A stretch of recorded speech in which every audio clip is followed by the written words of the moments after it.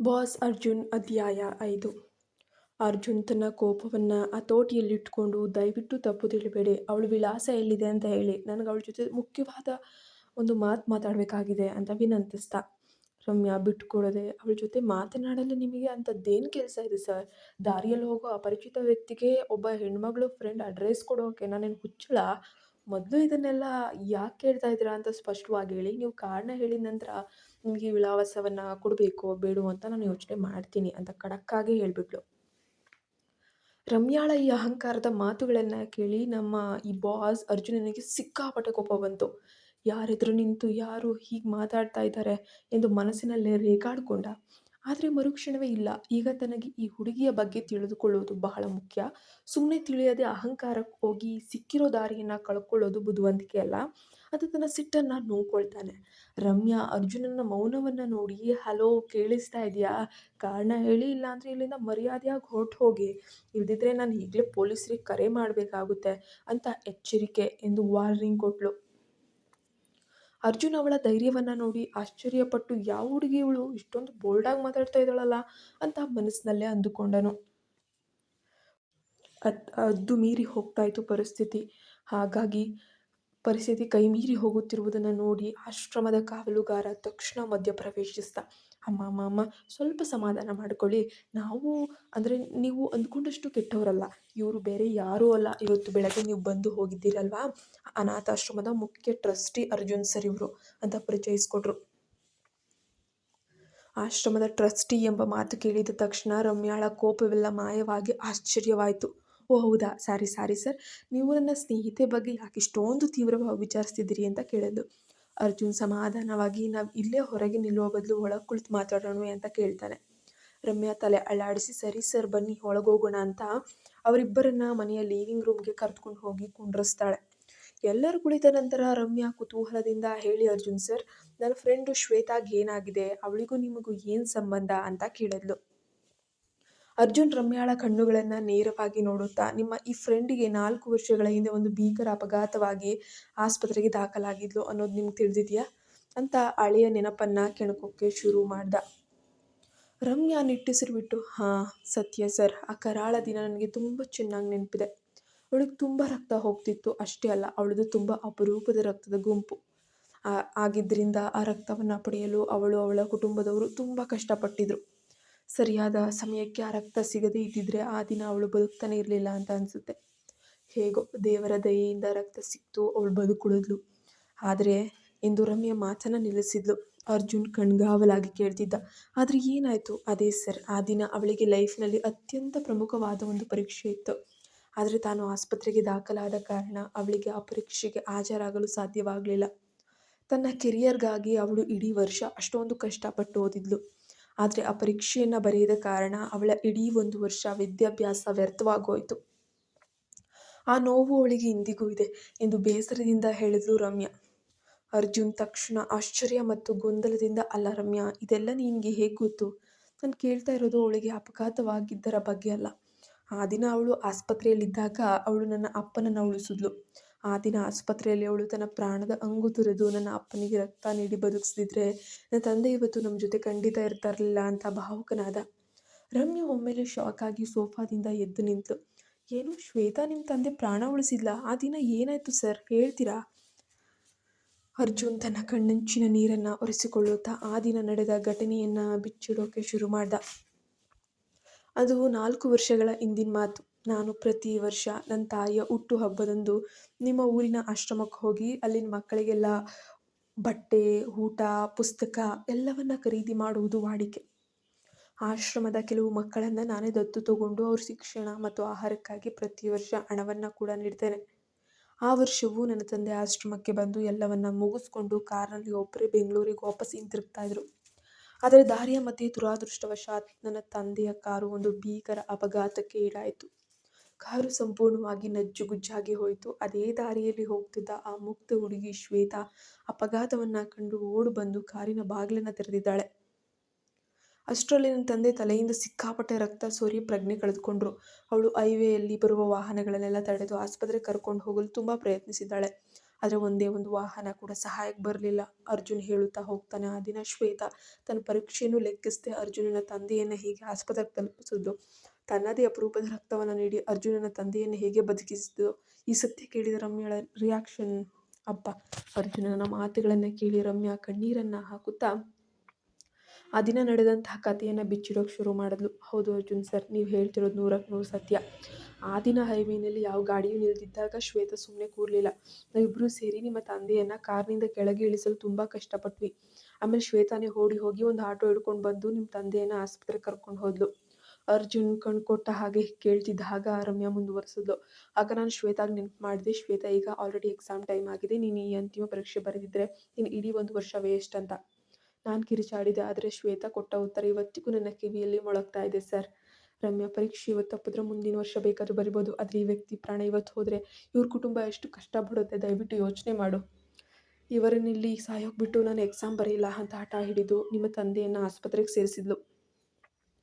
ಅರ್ಜುನ್ ಕಣ್ಣುಗಳಿಂದ ಧಾರಾಕಾರವಾಗಿ ನೀರರಿತಿತ್ತು. ರಮ್ಯಾ ಹೇಳುತ್ತಲೇ ಹೋದ್ಲು, ಅಷ್ಟಕ್ಕೆ ಮುಗಿಲಿಲ್ಲ ಸರ್. ನಿಮ್ಮ ತಂದೆಯನ್ನು ಆಸ್ಪತ್ರೆಗೆ ದಾಖಲಿಸಿದ ಮೇಲೆ ಅವರಿಗೆ 3 ದಿನಗಳವರೆಗೆ ಪ್ರಜ್ಞೆನೇ ಇರಲಿಲ್ಲ. ಆ 3 ದಿನಗಳ ಕಾಲ ಶ್ವೇತಾ ಎಲ್ಲೂ ಹೋಗದೆ ಆಸ್ಪತ್ರೆಯಲ್ಲೇ ಇದ್ದು ಅವರನ್ನು ಹಗಲು ರಾತ್ರಿ ನೋಡ್ಕೊಂಡ್ಳು. ಶ್ವೇತಾಳ ತಂದೆ ತಾಯಿ ಮಗಳ ಮದುವೆಗಾಗಿ ಅಂತ ತುಂಬ ಕಷ್ಟಪಟ್ಟು ಉಳಿಸಿಟ್ಟಿದ್ದಂಥ ಹಣವನ್ನೆಲ್ಲ ಆಸ್ಪತ್ರೆಯ ಬಿಲ್ಗಳಿಗಾಗಿ ಖರ್ಚು ಮಾಡಿದ್ರು. 3 ದಿನಗಳ ನಂತರ ಕೊನೆಗೂ ನಿಮ್ಮ ತಂದೆಗೆ ಪ್ರಜ್ಞೆ ಬಂದಾಗ ಶ್ವೇತಾ ಅವರ ವಿವರ ಕೇಳಿದ್ಲು. ಆಗ ನಿಮ್ಮ ತಂದೆ 2 ಮೊಬೈಲ್ ನಂಬರ್ಗಳನ್ನು ಕೊಟ್ಟರು. ನಾವು ಆ 2 ನಂಬರ್ಗಳಿಗೂ ಕರೆ ಮಾಡಿ ವಿಷಯ ತಿಳಿಸಿ ಆಸ್ಪತ್ರೆ ಅಡ್ರೆಸ್ ಕೂಡ ಕೊಟ್ವಿ. ಆಮೇಲೆ ನಿಮ್ಮ ಕಡೆಯವರು ಯಾರೋ ಒಬ್ಬರು ಆಸ್ಪತ್ರೆಗೆ ಬಂದ ತಕ್ಷಣ ನಾವು ಅವರಿಗೆ ವಿದಾಯ ಹೇಳಿ ಅಲ್ಲಿಂದ ಹೊರಟ್ವಿ. ತನ್ನನ್ನು ಅರಿಯದ ಅಪರಿಚಿತರಿಗಾಗಿ ಪ್ರತಿಯಾಗಿ ಏನನ್ನೂ ನಿರೀಕ್ಷಿಸದೆ ತನ್ನ ಇಡೀ ಭವಿಷ್ಯ, ಮದುವೆಯ ಹಣವನ್ನು ತ್ಯಾಗ ಮಾಡಿದ ಆ ಮುಗ್ಧ ಹುಡುಗಿ ಕತೆ ಕೇಳಿ ಅರ್ಜುನನಿಗೆ ಮಾತೇ ಬರಲಿಲ್ಲ. ತನ್ನ ತಂದೆಯ ಉಸಿರನ್ನು, ತನ್ನ ಇಡೀ ಕುಟುಂಬದ ಹೊಲೆಯನ್ನು ಉಳಿಸಿದ ಆ ಮಹಾತಾಯಿ ಎಷ್ಟು ದೊಡ್ಡವಳಾಗಿರಬೇಕು. ನಾವು ಅವಳ ಜನ್ಮ ಜನ್ಮಾಂತರದ ಋಣ ತೀರಿಸಬೇಕು ಅಂತ ಅರ್ಜುನ್ ಮನಸ್ಸಿನಲ್ಲಿ ಯೋಚಿಸುತ್ತಿದ್ದಾಗ ಅವನ ಇಡೀ ದೇಹ ತಲ್ಲಣಕ್ಕೆ ಬೆವರೇ ಹೋಯಿತು. ಅರ್ಜುನ್ ನಿಧಾನವಾಗಿ ಚೇತರಿಸ್ಕೊಂಡು, ನಾನು ಮುಂದಿನ ವರ್ಷ ಆಶ್ರಮಕ್ಕೆ ಬಂದಾಗ ಅವಳನ್ನು ಹುಡುಕಲು ತುಂಬ ಯತ್ನಿಸಿದೆ. ಕಾವಲುಗಾರ ದೂರದಿಂದಲೇ ಅವಳತ್ತ ಬೆರಳು ತೋರಿಸ್ತಿದ್ದನು, ಆದರೆ ನನಗೆ ಅವಳ ಮುಖವನ್ನು ಸರಿಯಾಗಿ ನೋಡೋಕ್ಕೂ ಕೂಡ ಆಗ್ತಾ ಇರಲಿಲ್ಲ. ನನ್ನ ಹತ್ತಿರ ಹೋಗುವಷ್ಟರಲ್ಲೇ ಅವಳು ಜನಸಂದಣಿಯಲ್ಲಿ ಮಾಯವಾಗಿಬಿಡ್ತಿದ್ಲು. ಆ ದಿನ ಆಸ್ಪತ್ರೆಗೆ ಬಂದಿದ್ದ ನಮ್ಮ ಕಾವಲುಗಾರನೇ ಅವಳನ್ನು ಗುರುತಿಸಿದ್ದು ಅಂತ ಹೇಳ್ತಾನೆ. ವಾಚ್ಮನ್ ಕೂಡ ತಲೆ ಅಲ್ಲಾಡಿಸ್ತಾನೆ. ಹೌದು ಸರ್, ಆ ದಿನ ಆಸ್ಪತ್ರೆಯಲ್ಲಿ ಆ ಹುಡುಗಿ ಜೊತೆ ಇದ್ದದ್ದು ಆ ಅಸಲಿ ದೇವತೆಯೇ ಅಂತ ಹೇಳ್ತಾನೆ. ಅರ್ಜುನ್ ಬಿಕ್ಕಳಿಸುತ್ತಾ, ಆಮೇಲೆ ನಾನು 2 ವರ್ಷಗಳ ಕಾಲ ನಾನು ಅಮೇರಿಕಾ ಹೋಗ್ಬೇಕಾಗಿ ಬಂತು. ಅಲ್ಲಿರುವಾಗಲೂ ನಾನು ಅವಳಿಗಾಗಿಯೇ ಕಾಯ್ತಾ ಇದ್ದೆ. ಅವಳು ಆಮೇಲೆ ಹಲವು ದಿನಗಳವರೆಗೆ ಆಶ್ರಮಕ್ಕೆ ಬಂದು ಹೋದಳಂತೆ. ಆದರೆ ನಾನು ಇಲ್ಲದ ಕಾರಣ ಅವಳನ್ನು ಭೇಟಿಯಾಗೋಕ್ಕೆ ನನಗೆ ಸಾಧ್ಯನೇ ಆಗಲಿಲ್ಲ ಅಂತ ಹೇಳ್ತಾನೆ. ರಮ್ಯಾ ಮುಗುಳ್ನಕ್ಕು, ಹೌದು ಸರ್, ಇವತ್ತು ಅವಳು ಹುಟ್ಟುಹಬ್ಬ, ಅದಕ್ಕೆ ಅವಳು ಇವತ್ತು ಕೂಡ ದೇವಸ್ಥಾನ ಮುಗಿಸಿ ಆಶ್ರಮದ ಮಕ್ಕಳಿಗೆ ಸಿಹಿ ಹಂಚಲು ಅಲ್ಲಿಗೆ ಬಂದಿದ್ಲು ಅಷ್ಟೇ. ಅರ್ಜುನನ ಮನಸ್ಸಿನಲ್ಲಿ ಒಂದು ಮಿಂಚು ಮೂಡ್ತು. ಅಬ್ಬಾ, ನನ್ನ ತಾಯಿಯ ಹುಟ್ಟುಹಬ್ಬವೂ ಹಿಂದೆ, ಆದರೆ ನನ್ನ ತಾಯಿ ಆ ಶ್ವೇತಾಳ ರೂಪದಲ್ಲಿ ಬಂದು ಅವತ್ತು ನನ್ನ ತಂದೆಯನ್ನು ಬಹುಶಃ ರಕ್ಷಿಸಿದ್ದಾರೆ ಎಂದು ಭಾವೋದ್ವೇಗದಿಂದ ಮನದಲ್ಲೇ ಅಂದುಕೊಂಡನು. ತಕ್ಷಣ ರಮ್ಯಾಳ ಕೈಯನ್ನು ಹಿಡಿದು ದಯವಿಟ್ಟು ಅವಳ ವಿಳಾಸವನ್ನು ನನಗೆ ತಿಳಿಸಿ ಅಂತ ಬೇಡಿಕೊಂಡ. ಅರ್ಜುನನ ಕಣ್ಣೀರನ್ನು ಕಂಡ ರಮ್ಯಾ, ಸರಿ ಸರ್, ಬರೆದುಕೊಳ್ಳಿ ಅಂತ ಶ್ವೇತಾಳ ಮನೆಯ ವಿಳಾಸವನ್ನು ಒಂದು ಕಾಗದದ ಮೇಲೆ ಬರೆದು ಕೊಟ್ಟರು. ಅರ್ಜುನ್ ಮತ್ತು ಕಾವಲುಗಾರ ಇಬ್ಬರು ಕೂಡ ಅವಳಿಗೆ ಧನ್ಯವಾದ ಹೇಳಿ ಆ ವಿಳಾಸವನ್ನು ಹಿಡಿದು ಅಲ್ಲಿಂದ ಹೊರಡ್ತಾರೆ. ಅರ್ಜುನ್ ಕಾರನ್ನು ಸ್ವಲ್ಪ ದೂರದಲ್ಲೇ ನಿಲ್ಲಿಸಿ ಶ್ವೇತಾಳ ಮನೆಯ ಹತ್ತಿರ ನಡ್ಕೊಂಡು ಬರ್ತಾ ಇದ್ದಾನೆ. ಆ ವಿಳಾಸದ ಮನೆಯ ಗೇಟ್ ಎದುರು ಬಂದು ನಿಂತ ಅರ್ಜುನನ ಮನಸ್ಸಿನಲ್ಲಿ 100 ಆಲೋಚನೆಗಳು ಕೂಡ ಓಡಾಡ್ತಾ ಇದ್ವು. ತನ್ನ ತಂದೆಯ ಪ್ರಾಣ ಉಳಿಸಿದ ಆ ಮಹಾದೇವತೆಯ ಎದುರು ನಿಂತು ನಾನು ಮೊದಲು ಏನು ಮಾತಾಡಬೇಕು, ಹೇಗೆ ಧನ್ಯವಾದ ಹೇಳಬೇಕು ಅಂತ ಗಾಬರಿಯಿಂದ ಯೋಚಿಸ್ತಾ ನಿಂತಿದ್ದ. ಅವನು ಹಾಗೆ ಯೋಚಿಸ್ತಾ ನಿಂತಿದ್ದಾಗಲೇ ಆ ಮನೆಯ ಮುಖ್ಯ ಬಾಗಿಲು ಕೂಡ ತೆರೆದುಕೊಳ್ಳುತ್ತೆ. ಒಳಗಡೆಯಿಂದ ಒಬ್ಬಳು ಸುಂದರವಾದ ಹುಡುಗಿ ಕೈಯಲ್ಲಿ ಬ್ಯಾಗ್ನ ಹಿಡ್ಕೊಂಡು ನಗುತ್ತಾ ಹೊರಗೆ ಬರ್ತಾ ಇದ್ಲು. ಅರ್ಜುನ್ ನಿಧಾನವಾಗಿ ತಲೆ ಎತ್ತಿ ಆ ಹುಡುಗಿಯ ಮುಖವನ್ನೇ ನೋಡಿದ. ಮರುಕ್ಷಣವೇ ಅರ್ಜುನನಿಗೆ ಆಕಾಶವೇ ತಲೆಯ ಮೇಲೆ ಕಳಚಿ ಬಿದ್ದಂತಾಯಿತು. ಇಡೀ ಜಗತ್ತೇ ಒಂದು ಕ್ಷಣ ಸ್ತಬ್ಧವಾದ ಹಾಗೆ ಅನ್ನಿಸ್ತು. ಸಾಕ್ಷಾತ್ ಶಾಕ್ ಹೊಡೆದವನಂತೆ ಅರ್ಜುನ್ ಜಾಗದಲ್ಲೇ ಕಲ್ಲಾಗಿ ನಿಂತು ಬಿಟ್ಟ. ಅತ್ತ ಮನೆಯಿಂದ ಹೊರಬಂದ ಆ ಹುಡುಗಿ ಕೂಡ ಎದುರಿಗೆ ಸೂಟ್ ಧರಿಸಿ ನಿಂತಿದ್ದ ಅರ್ಜುನನನ್ನು ಕಂಡು ಚಲನಾರಹಿತಳಾಗಿ ನಿಂತು ಬಿಟ್ಲು. ಹೌದು, ಅಲ್ಲಿ ನಿಂತಿದ್ದ ಆ ಹುಡುಗಿ ಬೇರೆ ಯಾರೂ ಅಲ್ಲ, ಸ್ವತಃ ನಮ್ಮ ನಾಯಕಿ ಶ್ವೇತಾ ಆಗಿದ್ಲು. ಅರ್ಜುನನಿಗೆ ತನ್ನ ಹುಚ್ಚುತನವನ್ನು ನೆನೆದು ತಲೆಯಲ್ಲಿ ಸಿಡಿಲು ಬಡ್ದಂಗಾಯಿತು. ನಾನು ಎಷ್ಟು ಮೂರ್ಖ! ಇಷ್ಟು ದಿನ ನಾನು ಜಗತ್ತಿನಾದ್ಯಂತ ಹುಡುಕ್ತಿದ್ದಂತಹ ನನ್ನ ಪ್ರಾಣದೇವತೆ ನನ್ನ ಕಣ್ಮುಂದೆ ಇದ್ದಾಳಲ್ಲ, ನನ್ನದೇ ಆಫೀಸ್ನಲ್ಲಿ ದಿನ ನನ್ನ ಎದುರಿಗೆ ಕುಳಿತು ಕೆಲಸ ಮಾಡ್ತಿದ್ದಲ್ಲ, ಇಷ್ಟು ದಿನ ಅವಳನ್ನೇ ಹುಡುಕ್ತಾ ನಾನು ಎಲ್ಲೆಲ್ಲೋ ಅಲೆದಾಡಿದ್ನಲ್ಲ ಎಂದು ತನ್ನನ್ನು ತಾನೇ ನೆನೆದು ಭಾವೋದ್ವೇಗಕ್ಕೆ ಒಳಗಾದ.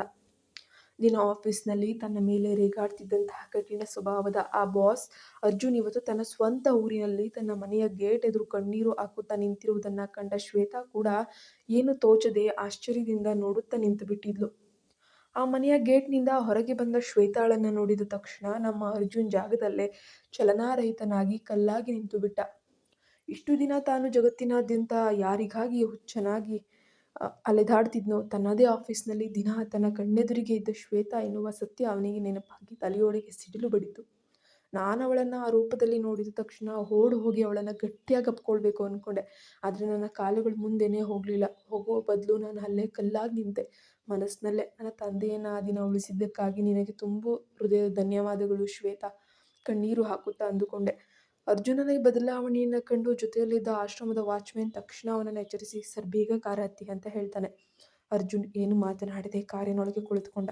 ಡ್ರೈವರ್ ತಕ್ಷಣ ಕಾರ್ ಸ್ಟಾರ್ಟ್ ಮಾಡಿ, ಸರ್ ನಾವು ಈಗ ರೈಲ್ವೆ ಸ್ಟೇಷನ್ಗೆ ಹೋಗ್ತಿದ್ದೀವಿ ಅಂತ ತಿಳಿಸ್ತಾನೆ. ಕಾರ್ನಲ್ಲಿ ಹೋಗುವಾಗ ವಾಚ್ಮ್ಯಾನ್ ಅರ್ಜುನನ ಮುಖ ನೋಡಿ ಗೊಂದಲದಿಂದ ಕೇಳ್ತಾನೆ, ಅಲ್ಲ ಸರ್ ಏನಾಯಿತು? ನೀವು ಆ ಹುಡುಗಿ ನೋಡಿದ್ರಲ್ವಾ? ಮತ್ತೆ ಅವಳ ಹತ್ರ ಹೋಗಿ ಮಾತಾಡಿಸದೆ ಹಾಗೆ ಯಾಕೆ ದಿಗ್ಭ್ರಮೆಯಾಗಿ ಬಂದ್ಬಿಟ್ರಿ ಅಂತ ಹೇಳ್ತಾನೆ. ಅದಕ್ಕೆ ಅರ್ಜುನ್ ಅತ್ಯಂತ ಗಂಭೀರವಾಗಿ ಭಾವುಕನಾಗಿ ಉತ್ತರಿಸ್ತಾ, ನಾನು ಈಗ ಅವಳ ಬಳಿಗೆ ಹೋಗಿ ಕೇವಲ ಒಂದು ಸಣ್ಣ ಥ್ಯಾಂಕ್ ಯು ಹೇಳಿಬಿಟ್ರೆ ಅವಳು ನನ್ನ ಕುಟುಂಬಕ್ಕೆ ಮಾಡಿದ ಆ ಜನ್ಮದ ಋಣ ತೀರಲು ಸಾಧ್ಯವಿಲ್ಲ. ಒಂದು ವೇಳೆ ನಾನು ಈಗಲೇ ಹೋಗಿ ಅಸಲಿ ಸತ್ಯ ಹೇಳಿಬಿಟ್ರೆ ಅವಳು ಏನೋ ಹಣದ ಸಹಾಯ ನಿರೀಕ್ಷಿಸಿ ನಮ್ಮನ್ನು ಬಾಸ್ ತರಹ ನೋಡ್ಕೊಳ್ಳಲು ಶುರು ಮಾಡ್ಬೋದು. ಇದಲ್ಲದೆ ಈಗ ಆಫೀಸ್ನಲ್ಲಿ ಅವಳಿಗೆ ಸಿಕ್ಕಿರೋ ಈ ಕೆಲಸ ಅವಳ ಸ್ವಂತ ಯೋಗ್ಯತೆ ಮತ್ತು ಅರ್ಹತೆಗಾಗಿ ಸಿಕ್ಕಿದ್ದಲ್ಲ, ಬದಲಿಗೆ ನನ್ನ ತಂದೆಯ ಪ್ರಾಣ ಉಳಿಸಿದ್ದಕ್ಕಾಗಿ ಕೊಟ್ಟಿರೋ ಭಿಕ್ಷೆ ಅಂತ ಅವಳು ಭಾವಿಸ್ಬಿಡ್ಬೋದು. ಹಾಗೇನಾದರೂ ಅವಳಿಗೆ ಅನಿಸಿದರೆ ಅವಳು ತಕ್ಷಣ ಗೌರವದಿಂದ ತನ್ನ ಕೆಲಸವನ್ನು ರಾಜೀನಾಮೆ ಕೊಟ್ಟು ಆಫೀಸ್ ಬಿಟ್ಟು ಹೊರಟೋಗ್ತಾಳೆ. ನನಗದು ಇಷ್ಟ ಇಲ್ಲ ಅಂತ ಹೇಳ್ತಾನೆ. ಅರ್ಜುನ್ ಕಾರಿನ ಕಿಟಕಿಯನ್ನು ಹೊರಗೆ ನೋಡುತ್ತಾ ಮನಸ್ಸಿನಲ್ಲೇ ಅಂದುಕೊಳ್ತಾನೆ, ಶ್ವೇತಾ, ಆಫೀಸ್ನಲ್ಲಿ ನಾನು ನಿನ್ನನ್ನು ಮೊದಲ ಬಾರಿಗೆ ನೋಡಿದಾಗ ನನಗೆ ಒಂಥರ ಅಪರಿಚಿತ ಭಾವನೆ ಉಂಟಾಗಿತ್ತು. ಆದರೆ ನೀನು ಎಷ್ಟು ಮಹಾ ಮನಸ್ಸುಳ್ಳ ದೊಡ್ಡವಳು ಅಂತ ನನಗೆ ಇವತ್ತು ಅರಿವಾಯಿತು. ಆ ಅಪರಿಚಿತ ಭಾವನೆ ಈಗ ನಿಧಾನವಾಗಿ ಪ್ರೀತಿಯಾಗಿ ಬದಲಾಗಿದೆ. ನಾನು ಈ ವಿಷಯವನ್ನು ತುಂಬ ಶೀಘ್ರದಲ್ಲೇ ನಿನಗೆ ನೇರವಾಗಿ ಹೇಳ್ತೀನಿ. ನಾನು ನಿನ್ನನ್ನು ಎಂದೆಂದಿಗೂ ಜೀವಕ್ಕಿಂತ ಹೆಚ್ಚಾಗಿ ಪ್ರೀತಿಸ್ತೇನೆ ಶ್ವೇತಾ. ಇನ್ಮುಂದೆ ನನ್ನ ಇಡೀ ಜೀವನ ನಿನ್ನೊಂದಿಗೆ ಸ್ಥಿರವಾಗಿರುತ್ತೆ. ನಿನಗೆ ದೀರ್ಘಾವಧಿಯವರೆಗೆ ಯಾವುದೇ ತೊಂದರೆಗಳು, ಕಷ್ಟಗಳು, ತಾಪತ್ರಯ ಬರದಂತೆ ನಾನು ಜವಾಬ್ದಾರಿಯಾಗಿ ನೋಡ್ಕೊಳ್ತೇನೆ. ಸಮಯ ಬರಲಿ, ನೀನು ನನ್ನನ್ನು ಸಂಪೂರ್ಣವಾಗಿ ನಂಬುವ ಆ ಒಂದೇ ಒಂದು ಸುದಿನ ಬಂದಾಗ ನಾನೇ ಸ್ವತಃ ನಿನ್ನ ಮುಂದೆ ಬಂದು ನಿಂತು ಎಲ್ಲ ಸತ್ಯವನ್ನು ಹೇಳ್ತೀನಿ ಶ್ವೇತಾ ಎಂದು ಮನದಲ್ಲೇ ಸಂಕಲ್ಪವನ್ನು ಮಾಡಿಕೊಳ್ತಾನೆ. ಹೀಗೆ ಪ್ರತಿಯೊಂದು ಘಟನೆಯು ಕ್ಷಣಾರ್ಧದಲ್ಲೇ ಸಂಭವಿಸೋಯ್ತು. ಅರ್ಜುನ್ ಈ ನಂಬಿಕಸ್ಥ ಕಾವಲುಗಾರನನ್ನು ವಾಪಸ್ ಮಾಡಿ ಅವನ ಆಶ್ರಮದಲ್ಲಿ ಬಿಟ್ಟು ಸೀದಾ ಹೈದರಾಬಾದ್ನಂತ ಪ್ರಯಾಣ ಬೆಳೆಸ್ದ. ಅವನು ಕಾರ್ನಲ್ಲಿ ಹೋಗುವಾಗಲೆಲ್ಲ ಹಾದಿಯುದ್ದಕ್ಕೂ ಶ್ವೇತಾಳ ಬಗ್ಗೆನೇ ಯೋಚಿಸ್ತಾ ಇದ್ದ. ಅವಳು ತನ್ನ ಕಚೇರಿಗೆ ಬಂದ ಮೊದಲ ದಿನದಿಂದ ಹಿಡಿದು ಇಂದಿನವರೆಗೂ ನಡೆದ ಎಲ್ಲ ಜಗಳ, ಕೀಟಲೆ, ಮುಗ್ಧ ಮಾತುಗಳನ್ನು ನೆನಪಿಸಿಕೊಳ್ಳುತ್ತಾ ತಾನೊಬ್ಬನೇ ಮುಗುಳ್ನಗ್ತಾ ಇದ್ದ. ಕಾರು ಹೈದರಾಬಾದ್ನ ಮನೆಯ ಮುಂಭಾಗ ಬಂದು ನಿಂತ ತಕ್ಷಣ ಅರ್ಜುನ್ ಸಖತ್ತು ಖುಷಿಯಿಂದ ಓಡೋಗಿ ಮನೆಯಲ್ಲಿದ್ದ ನಾನಿಯನ್ನ, ಅಜ್ಜಿಯನ್ನು ಗಟ್ಟಿಯಾಗಿ ಅಪ್ಕೊಳ್ತಾನೆ. ಅರ್ಜುನನ ಮುಖದಲ್ಲಿದ್ದ ಆ ಬಣ್ಣ ಬಣ್ಣದ ನಗುವನ್ನು ನೋಡಿ ನಾನಿ ಆಶ್ಚರ್ಯದಿಂದ, ಅಲೋ ಅರ್ಜುನ್, ಇವತ್ತು ಯಾಕೋ ಅಷ್ಟೊಂದು ಸಂತೋಷವಾಗಿದೆಯಾ? ಏನಾಯಿತು ವಿಷಯ ಅಂತ ಪ್ರೀತಿಯಿಂದ ಕೇಳ್ತಾನೆ. ಅರ್ಜುನ್ ಕಣ್ಣು ಮಿಟುಕಿಸಿ, ಸಮಯ ಬಂದಾಗ ಈ ರಹಸ್ಯವನ್ನು ಮೊದಲು ನಿಮಗೆ ಹೇಳ್ತೀನಿ ನಾನಿ ಅಂತ ಹೇಳಿ ನಾನಿ ಅವನ ಕೋಣೆಯ ಕಡೆ ಹೋಗುವುದನ್ನೇ ನೋಡುತ್ತಾ ಮನಸ್ಸಿನಲ್ಲೇ ಅಂದುಕೊಂಡ್ಳು. ನಾನು ಅರ್ಜುನನ್ನು ಇಷ್ಟೊಂದು ಸಂತೋಷವಾಗಿ ಇತ್ತೀಚಿನ ವರ್ಷಗಳಲ್ಲಿ ಎಂದೂ ನೋಡಿರಲಿಲ್ಲ. ಇದು ನಿಜಕ್ಕೂ ನನಗೆ ಆಶ್ಚರ್ಯ ತರ್ತಾ ಇದೆ. ಅವನ ತಾಯಿ ತೀರಿಕೊಂಡ ದಿನದಿಂದ ಇಂದಿನವರೆಗೂ ಅವನು ಒಮ್ಮೆಯೂ ಇಷ್ಟು ನೆಮ್ಮದಿಯಿಂದ ನಕ್ಕಿರಲಿಲ್ಲ. ಇವತ್ತು ಹಳೆಯ ಅರ್ಜುನನನ್ನು ನಾನು ಈಗಷ್ಟೇ ಕಣ್ಣಾರೆ ನೋಡ್ತಾ ಇದ್ದೇನೆ ಅಂತ ಅನ್ನಿಸ್ತಾ ಇತ್ತು. ಆನಂದ ಬಾಷ್ಪ ಸುರಿಸ್ತಾ ಇದ್ಲು. ಅರ್ಜುನ್ ತನ್ನ ಕೋಣೆಗೆ ಹೋಗಿ ಬೆಡ್ ಮೇಲೆ ಮಲಗುತ್ತಾ, ಇನ್ನು ಮುಂದೆ ನಾನು ಖಂಡಿತವಾಗಿಯೂ ಹೀಗೆ ನಗುತ್ತಾ ಇರ್ತೇನೆ ಅಂತ ಅಂದ್ಕೊಳ್ತಾನೆ. ನಂತರ ತನ್ನ ತಾಯಿಯ ಫೋಟೋ ನೋಡಿ ಭಾವುಕನಾಗಿ, ಅಮ್ಮ, ನೀನು ನಿನ್ನ ರೂಪದಲ್ಲೇ ನನ್ನನ್ನು ನೋಡಿಕೊಳ್ಳಲು ಅವಳನ್ನು ಕಳಿಸ್ಕೊಟ್ಟಿದೀಯ ಅಲ್ವಾ? ಅವಳು ನಿನ್ನಂತೆಯೇ ನನ್ನ ತುಂಬ ಚೆನ್ನಾಗಿ ನೋಡ್ಕೊಳ್ತಾಳ ಅಮ್ಮ. ವಿಚಿತ್ರ ಅಂದರೆ ಅವಳು ಹುಟ್ಟಿದ್ದು ನೀನು ಹುಟ್ಟಿದ ಹಬ್ಬದಂದೆ. ಅವಳಿಗೆ ತುಂಬ ದೊಡ್ಡ ಹೃದಯವಿದೆ ಅಮ್ಮ. ಅವಳು ನನ್ನ ಜೀವನದ ದೇವತೆಯಾಗಲು ಎಲ್ಲ ರೀತಿಯ ಅಲ್ಲೂ ಕೂಡ ಅರ್ಹಳು ಎಂದು ಯೋಚಿಸುತ್ತಾ ನೆಮ್ಮದಿಯಿಂದ ಕಣ್ಣು ಮುಚ್ಚಿ ನಿದ್ರೆಯನ್ನು ಮಾಡ್ತಾನೆ. ಅತ್ತ ಶ್ವೇತಾ ಕೂಡ ತನ್ನ ಊರಿನಲ್ಲಿ ರಾತ್ರಿ ಊಟ ಮುಗಿಸಿ ತನ್ನ ಕೋಣೆಗೆ ಹೋಗಿ ಮಲಗಿದ್ಲು. ಆದರೆ ಯಾಕೋ ಗೊತ್ತಿಲ್ಲ ಅವಳಿಗೆ ಅಂದು ರಾತ್ರಿ ಅರ್ಜುನ್ ತುಂಬ ಅಂದರೆ ತುಂಬ ತುಂಬ ಮಿಸ್ ಮಾಡ್ಕೊಳ್ತಿದ್ದೇನೆ ಅಂತ ಒಳಗೊಳಗೆ ಅನಿಸೋಕ್ಕೆ ಶುರುವಾಯಿತು. ಅವಳು ಬೆಡ್ ಮೇಲೆ ಹೊರಳಾಡುತ್ತಾ, ಛೇ, ನಾನು ಆ ಗಡಸು ಬಾಸ್‌ನ ಯಾಕೆ ಇಷ್ಟೊಂದು ಮಿಸ್ ಮಾಡ್ಕೊಳ್ತಾ ಇದ್ದೇನೆ. ನಾನು ನಿನ್ನ ಜೊತೆ ಆಫೀಸ್ನಲ್ಲಿ ಇರುವಾಗಲಂತೂ ಆ ಕಿರಿಕಿರಿ ತಡೆಯೋಕ್ಕಂತೂ ದೇವರಾಣೆ ಆಗಲ್ಲ. ನನ್ನ ಆಸ್ತಮಾ ಪ್ರಾಬ್ಲಮ್‌ಗೆ ನಿನ್ನನ್ನೇ ಶಪಿಸ್ತಾ ಇರ್ತೀನಿ. ಆದರೆ ದೂರ ಬಂದಾಗ ಯಾಕೆ ಹಿಂಗಾಗ್ತಾ ಇದೆ ಎಂದು ಅದೇ ರೀತಿ ಗೊಂದಲದಲ್ಲಿ ಯೋಚಿಸುತ್ತಾ ಹಾಗೆ ನಿದ್ರೆಗೆ ಜಾರ್ತಾಳೆ. ನಿಧಾನವಾಗಿ ಮರುದಿನ ಬೆಳಗಾಗ್ತಾ ಬಂತು. ಶ್ವೇತಾ ತನ್ನ ಊರಿನಿಂದ ಸೀದಾ ಹೈದರಾಬಾದ್‌ಗೆ ಪ್ರಯಾಣ ಕೂಡ ಬೆಳೆಸಿ ಬಂದು ತಲುಪಿದ್ಲು. ಮರುದಿನ ಬೆಳಗ್ಗೆ ಆಫೀಸ್ ಟೈಮ್ ಆಗ್ತಾ ಇದ್ದಂಗೆ ಅವಳು ಎಂದಿಗಿಂತ ಬೇಗನೆ ಸಿದ್ಧಳಾಗಿ ಅರ್ಜುನನ್ನು ನೋಡಲೇಬೇಕು ಅನ್ನೋ ತವಕದಿಂದ ಕಚೇರಿಗೆ ಬರ್ತಾಳೆ. ಆತ ಆಫೀಸ್ನಲ್ಲಿ ಅರ್ಜುನನ ಹಾಗೆ ಇತ್ತು. ಯಾವಾಗ ಬೆಳಗಾಗ್ತದೋ, ಯಾವಾಗ ಶ್ವೇತಾ ಆಫೀಸ್ ಮೆಟ್ಟಿಲು ಹತ್ತಿ ಬರ್ತಾಳೋ, ಅವಳ ಮುಖವನ್ನು ಯಾವಾಗ ಕಣ್ತುಂಬ ನೋಡ್ಕೊಳ್ತೀನೋ ಅಂತ ಕಾದು ಕಾದು ಸುಸ್ತಾಗ್ಬಿಟ್ಟಿದ್ದ. ಅದಕ್ಕೆ ಅರ್ಜುನ್ ಕೂಡ ಎದುರಿಗಿಂತ ತುಂಬ ಬೇಗನೆ ಆಫೀಸಿಗೆ ಬಂದು ತನ್ನ ಕ್ಯಾಬಿನ್ನಲ್ಲಿ ಆರಾಮವಾಗಿ ಕುಳಿತು ಶ್ವೇತಾಳಿಗಾಗಿ ಜಾತಕ ಪಕ್ಷಿಯಂತೆ ಕಾಯ್ತಾ ಇದ್ದ. ಶ್ವೇತಾ ಕಚೇರಿಗೆ ಬಂದ ತಕ್ಷಣ ಅರ್ಜುನನ ಸೀಟ್ ಕಡೆ ನೋಡಿದ್ಲು. ಆದರೆ ಅವನು ಎಲ್ಲೂ ಕಾಣಿಸ್ತಾ ಇಲ್ಲ. ಅವಳು ಇಡೀ ಆಫೀಸ್ನಲ್ಲಿ ಅರ್ಜುನನ ಹುಡುಕಾಡ್ತಾಳೆ. ಆದರೆ ಅವನು ಎಲ್ಲಿಯೂ ಕೂಡ ಸಿಗೋದೇ ಇಲ್ಲ. ಅಷ್ಟರಲ್ಲೇ ಅರ್ಜುನ್ ತನ್ನ ಕ್ಯಾಬಿನ್ ಒಳಗಿನಿಂದ ಮ್ಯಾನೇಜರ್ಗೆ ಇಂಟರ್ಕಾಮ್ ಮೂಲಕ ಕರೆ ಕಳಿಸ್ತಾನೆ. ಮ್ಯಾನೇಜರ್ ಶ್ವೇತಾಳನ್ನ ತಕ್ಷಣ ನನ್ನ ಕ್ಯಾಬಿನ್ಗೆ ಬರೋಕ್ಕೆ ಹೇಳಿ ಅಂತ ಆರ್ಡರ್ ಮಾಡ್ತಾನೆ. ಮ್ಯಾನೇಜರ್ ಸೀದಾ ಶ್ವೇತಾ ಹತ್ತಿರ ಬಂದು, ಶ್ವೇತಾ, ಬಿಗ್ ಬಾಸ್ ನಿಮ್ಮನ್ನು ಅವರ ಪರ್ಸ್ನಲ್ ಕ್ಯಾಬಿನ್ಗೆ ಕರೆದಿದ್ದಾರೆ, ತಕ್ಷಣ ಬೇಗ ಹೋಗಿ ಅಂತ ಹೇಳ್ತಾನೆ. ಮ್ಯಾನೇಜರ್ ಬಾಸ್ ಕರೆದಿದ್ದಾರೆ ಅಂತ ಹೇಳಿದ ತಕ್ಷಣ ಶ್ವೇತಾಳ ಇಡೀ ಜೀವನ ಒಂದು ಕ್ಷಣ ಸ್ತಬ್ಧವಾದ ಹಾಗೆ ಅನ್ನಿಸ್ಬಿಡ್ತು. ಎದೆಯಲ್ಲಿ ಸಣ್ಣದೊಂದು ನಡುಕ ಶುರುವಾಯಿತು. ಶ್ವೇತಾ ನಿಧಾನವಾಗಿ ನಡೆದು ಹೋಗಿ ಅರ್ಜುನ್ ಇರುವಂತಹ ಐಷಾರಾಮಿ ಕ್ಯಾಬಿನ್ನ ಗ್ಲಾಸ್ ಬಾಗಿಲನ್ನು ತಳ್ಕೊಂಡು ಒಳಗೆ ಹೆಜ್ಜೆ ಇಟ್ಟಳು. ಅಂದು ಅರ್ಜುನ್ ತನ್ನ ನೆಚ್ಚಿನ ಬಿಳಿ ಶರ್ಟ್ ಮತ್ತು ನೀಲಿ ಬಣ್ಣದ ಕೋಟನ್ನು ಧರಿಸಿ ಸಾಕ್ಷಾತ್ ರಾಜಕುಮಾರನಂತೆ ಅತ್ಯಂತ ಸುಂದರವಾಗಿ ಕಾಣ್ತಾ ಇದ್ದ. ಅವನ ಆ ರಾಯಲ್ ಲುಕ್ ಕಂಡ ತಕ್ಷಣ ಶ್ವೇತಾ ರೆಪ್ಪೆ ಇಕ್ಕದೆ ಅವನನ್ನೇ ಅದೇ ರೀತಿ ಮಂತ್ರ ಮುಗ್ಧಳಾಗಿ ನೋಡುತ್ತಾ ಜಾಗದಲ್ಲೇ ನಿಂತುಬಿಟ್ಲು. ಅತ್ತ ಅರ್ಜುನ್ ಕೂಡ ಕ್ಯಾಬಿನ್ ಒಳಗೆ ಬಂದ ಶ್ವೇತಾಳನ್ನು ಕಣ್ಣು ಕದಲಿಸದೆ ನೋಡುತ್ತಾ ನಿಂತಿದ್ದ. ಇವತ್ತು ಅವಳು ಎಂದಿಗಿಂತ ತುಂಬ ಹೊಸದಾಗಿ ದೇವತೆ ಥರ ಕಂಗೊಳಿಸ್ತಾ ಇದ್ಲು. ಇಬ್ಬರ ಕಣ್ಣುಗಳು ಒಂದಾದಾಗ ಹಿನ್ನೆಲೆಯಲ್ಲಿ ರೊಮ್ಯಾಂಟಿಕ್ ಹಾರ್ಟ್ ಬೀಟ್ ಕೂಡ ಕೇಳಿಬರ್ತಾ ಇದೆ. ಸ್ವಲ್ಪ ಸಮಯದ ನಂತರ ಅರ್ಜುನ್ ತನ್ನ ಪ್ರೀತಿಯ ಲೋಕದಿಂದ ಚೇತರಿಸಿಕೊಂಡು ಅತ್ಯಂತ ಮೃದುವಾದ ಧ್ವನಿಯಲ್ಲಿ ಶ್ವೇತಾ ಅಂತ ಕರೆದನು. ಆ ಪ್ರೀತಿಯ ಕರೆಯನ್ನು ಕೇಳಿದ ತಕ್ಷಣ ಶ್ವೇತಾ ತನ್ನ ಕನಸಿನ ಲೋಕದಿಂದ ಒಮ್ಮೆಲೆ ಅಸಲಿ ಪ್ರಪಂಚಕ್ಕೆ ವಾಪಸ್ ಬಂದಳು. ಅವಳು ತಕ್ಷಣ ತನ್ನ ಧ್ವನಿಯನ್ನು ಸರಿಪಡಿಸ್ಕೊಂಡು ಹೇಳಿ ಅರ್ಜುನ್ ಸರ್ ಅಂತ ಅಂದ್ಲು ಗೌರವದಿಂದ. ಅರ್ಜುನ್ ಅವಳ ಕಣ್ಣುಗಳನ್ನು ಪ್ರೀತಿಯಿಂದ ನೋಡುತ್ತಾ, ಶ್ವೇತಾ, ನಾನು ನಿಮಗೆ ನಮ್ಮ ಕಂಪನಿಯ ಒಂದು ಅತ್ಯಂತ ಪ್ರಮುಖವಾದ ಹೊಸ ಪ್ರಾಜೆಕ್ಟನ್ನು ಜವಾಬ್ದಾರಿಯಾಗಿ ಕೊಡ್ತಾ ಇದ್ದೀನಿ. ಈ ಕೆಲಸಕ್ಕಾಗಿ ನಮ್ಮ ಆಫೀಸ್ನಲ್ಲೇ ಬೆಸ್ಟ್ ಆಗಿರೋ 10 ಜನರ ಗುಂಪನ್ನು ನೀವೇ ಸ್ವತಃ ಸೆಲೆಕ್ಟ್ ಮಾಡ್ಕೊಳ್ಳಿ. ನಿಮಗೆ ನಾನು ಮೊದಲು ಕೊಟ್ಟಿದ್ದ ಪ್ರಾಜೆಕ್ಟನ್ನು ಅತ್ಯಂತ ಯಶಸ್ವಿಯಾಗಿ ಕಂಪ್ಲೀಟ್ ಮಾಡಿದ್ದೀರಾ. ಅರ್ಜುನ್ ಮುಂದುವರಿಸಿ, ನೀವು ಅದನ್ನು ಅತ್ಯದ್ಭುತವಾಗಿ ಮಾಡಿ ಮುಗಿಸಿದ್ದೀರಾ ಶ್ವೇತಾ. ನನ್ನ ನಂಬಿಕೆ ಇದೆ, ಇವತ್ತು ನಾನು ಕೊಡ್ತಾ ಇರೋ ಹೊಸ ದೊಡ್ಡ ಪ್ರಾಜೆಕ್ಟ್ ಕೂಡ ನಿಮ್ಮ ನೇತೃತ್ವದಲ್ಲೇ ಭರ್ಜರಿಯಾಗಿ ಯಶಸ್ವಿಯಾಗಲಿ. ಆಲ್ ದಿ ಬೆಸ್ಟ್ ಅಂತ ಕೈ ಚಾಚ್ದ. ಶ್ವೇತಾ ನಂಬಿಕೆಯನ್ನು ನೋಡಿ ಮನಸ್ಸಲ್ಲೇ ಖುಷಿಪಡ್ತಾ, ತುಂಬ ಧನ್ಯವಾದಗಳು ಸರ್, ಖಂಡಿತ ಚೆನ್ನಾಗಿ ಮಾಡ್ತೀನಿ ಅಂತ ಹೇಳಿದ್ಲು ನಗುಮುಖದಿಂದ. ಇನ್ನು ಮುಂದೆ ಹೇಗಾಗುತ್ತೆ ಇವರಿಬ್ಬರ ಮಿಲನ ನೋಡೋಣ ಮುಂದಿನ ಭಾಗದಲ್ಲಿ. ನೀವಿನ್ನೂ ನಮ್ಮ ಚಾನಲ್ಗೆ ಸಬ್ಸ್ಕ್ರೈಬ್ ಆಗಿಲ್ಲ ಅಂದರೆ ಕೂಡಲೇ ಸಬ್ಸ್ಕ್ರೈಬ್ ಆಗಿ ಪಕ್ಕದಲ್ಲಿ ಕಾಣೋ ಬೆಲ್ಲೈಕನ್ನ ಪ್ರೆಸ್ ಮಾಡಿ ನೋಟಿಫಿಕೇಷನ್ ಆನ್ ಮಾಡಿಟ್ಕೊಳ್ಳಿ. ಯಾರು ಇಂದಿನ ಭಾಗಗಳನ್ನು ನೋಡಿಲ್ಲ ದಯವಿಟ್ಟು ನೋಡ್ಕೊಂಡು ಬನ್ನಿ. ಹಾಗೆ ಬಲವಂತದ ಮದುವೆ ಸೀರೀಸ್ ಕೂಡ ಬರ್ತಾ ಇದೆ, ದಯವಿಟ್ಟು ಇದೇ ರೀತಿ ಅದಕ್ಕೂ ಕೂಡ ಸಪೋರ್ಟ್ ಕೊಡಿ.